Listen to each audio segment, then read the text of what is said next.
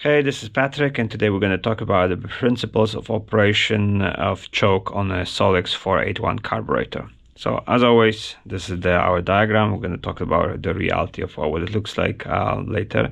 But first, we start with the basic principles, the basics of operation, how the theory, what's behind the theory of the choke. So you have an engine. Engine is like a big piston. Piston being like a big syringe that keeps on pulling, trying to pull fuel and air mixture into itself so that it can be ignited via spark plugs. When the engine is cold, there are a bunch of issues with this operation. Namely, the tolerances between the piston and piston walls are not particularly exact, because the metal shrinks due to temperature. Another problem is that when anything touches, any gas or mist touches the cold cylinders, they quickly turn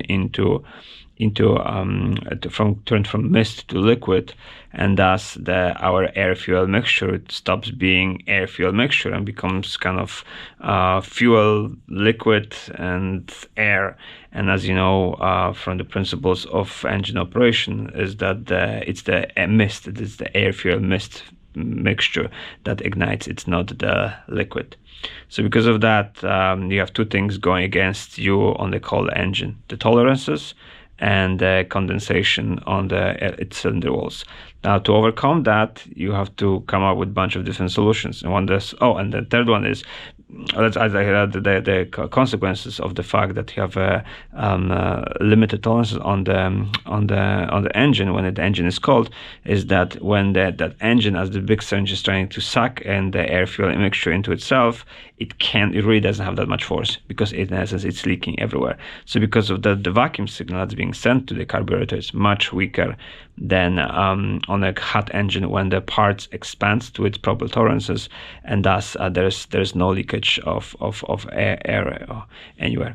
So to overcome that, they try to introduce some ways of so-called choking the engine. In essence, this is exactly what it is, so that the vacuum signal with its weakness can actually pull enough of the fuel into the cylinders to burn. So this is our simplified diagram of carburetor. So we have an air cleaner on the very top.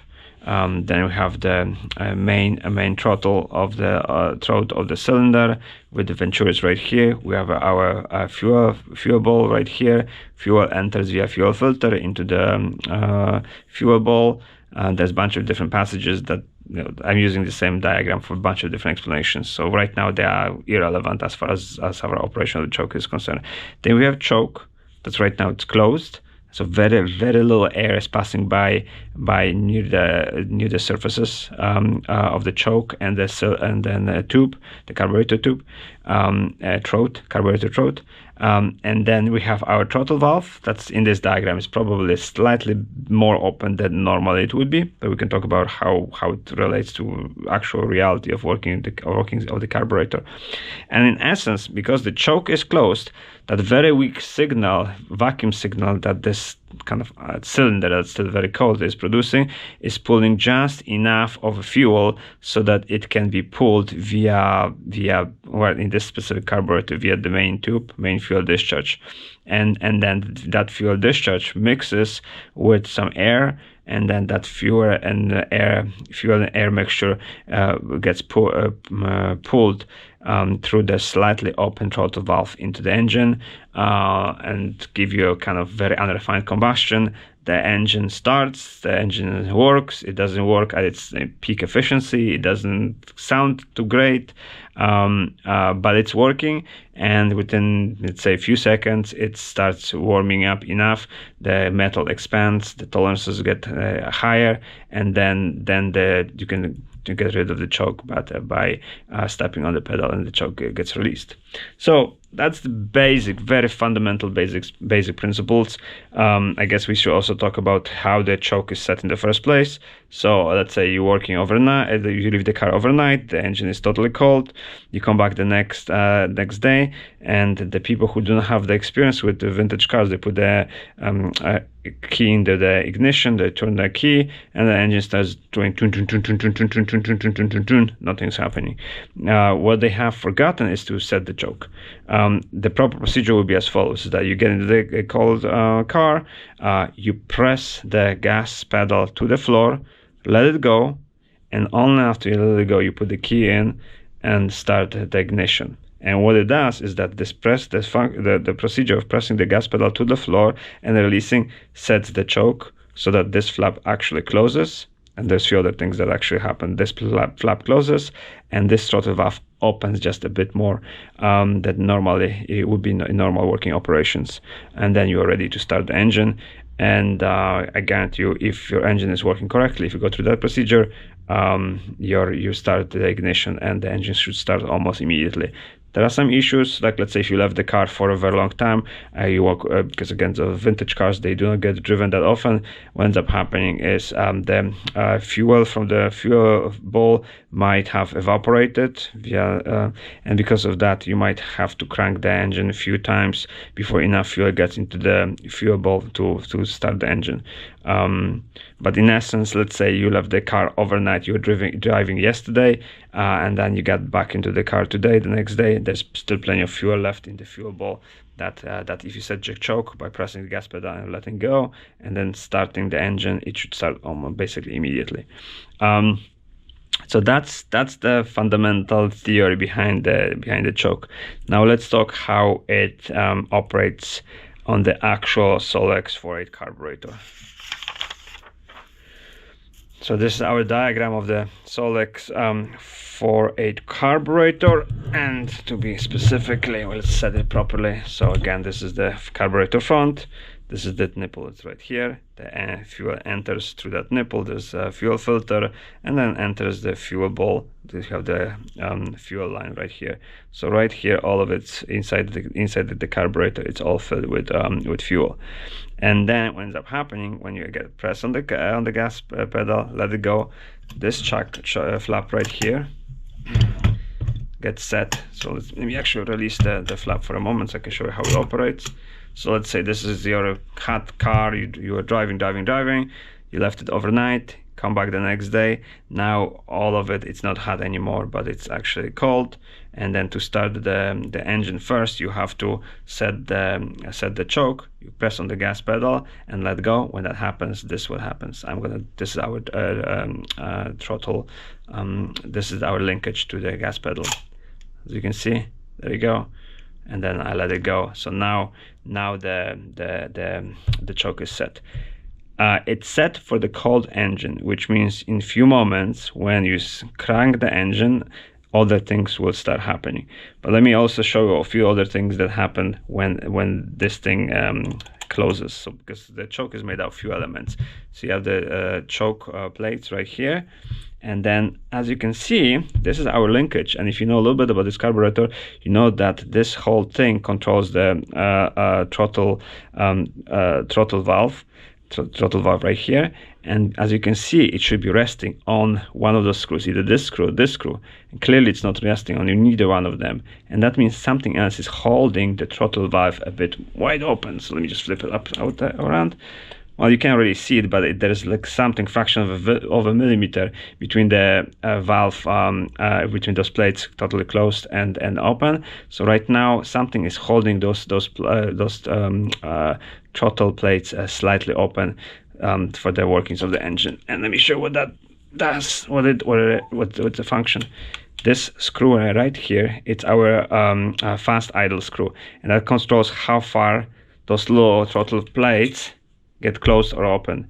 So you actually want this screw needs to be screwed in a little bit so that those throttle valves are not totally shut. In other words, you have to allow a little bit of this fuel air mixture going into the engine, and those are the only ways that it can again enter the engine. It's not our idle speed circuitry, which would be those little holes right here.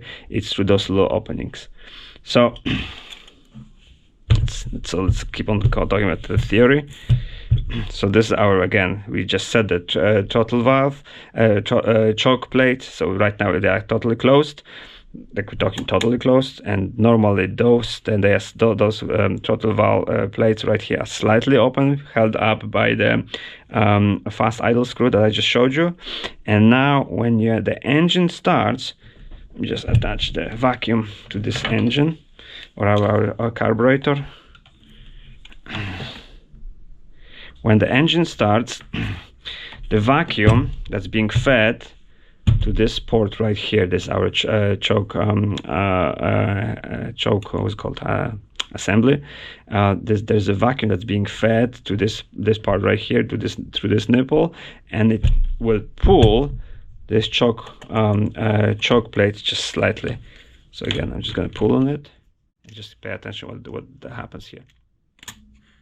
See, as you can see, even a little bit of vacuum already, this thing opens. Now we can set how much of an opening we notice here. I'm just going to close it again and see.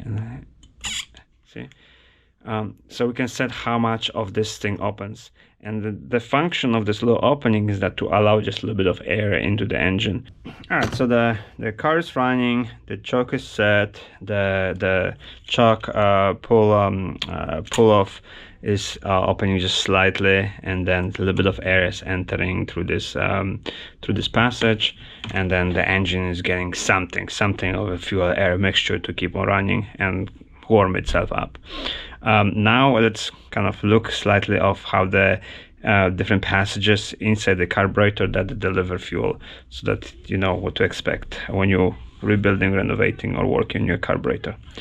So, all right, so now let's move this guy over here. So this is our cross section of the Solex 4A1 carburetor.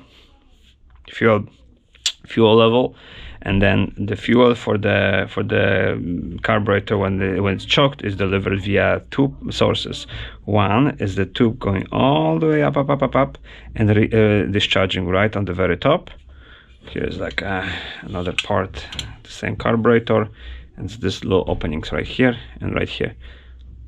So much so actually that if you are going to on a warm engine, if you're going to put your hand over those throat entrances, in essence your hand becoming the choke plate, then you can feel some wetness, and that means basically there's enough of there's very little vacuum needed to have fuel pulled via those two passages. And why is it? Because all of this, it's a very simple, which tube is this?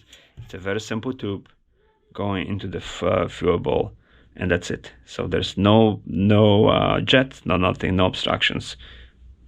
Tube in a fuel bowl, somebody like an engine sucking it, and it goes all the way up and gets discharged via those passages because of the closing of the throat of the choke plates.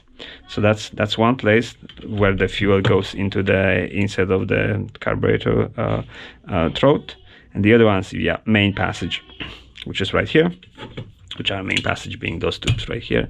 So in essence, the fuel goes up via this tube right here, enters this tube, and goes via this tube right here and gets pulled back via the vacuum of the engine. Now let's go back to the other side of the carburetor, and let's explain what happens there. There we go. Okay. So now we're on the other side of the carburetor. Let's reverse our carburetor. So we kind of see something of a similarities. So you have the choke housing right here, which is this part right here. You have a dashpot that allows this function to pull back the choke plates a little bit, and it's this dashpot right here. Here it's slightly newer version right here. And here, because it's an older version, you have this this rod, and here this rod is inside this housing right here. So this is actually a newer housing. But in essence, what ends up happening on this side of the carburetor, the vacuum pulls on this. There's a level that pulls back, and as it pulls back, it moves this level right here, setting this, moving this choke plate. And this choke plate, in the manual, you can figure out exactly how much of this opening the choke plate should have. It's from as low as 1 to, I think, to 3 millimeters. So something as little as this to as much as this. The easiest way to set it is to grab yourself a vacuum pump like this one, put some vacuum on our dashpot, and then here you go. Based on right now we are around 1 millimeter. You put yourself a drill. Let's see. Again, you don't want to do it on the working engine, so that and let's see, this is whatever the drill. I'll just grab a random drill, but you grab yourself a drill that relates specifically to the size of this opening, and then you put it here and see where you can put it in there. If you not, then you can adjust this opening with a screw that's inside here. So there is a screw that you give yourself a tiny screwdriver, screw in and screw out, and that's this opening is bigger or smaller. Another important part of the choke is, of course, this metal electric choke housing right here. I'll show what it is by grabbing the part, so you can see it on the inside.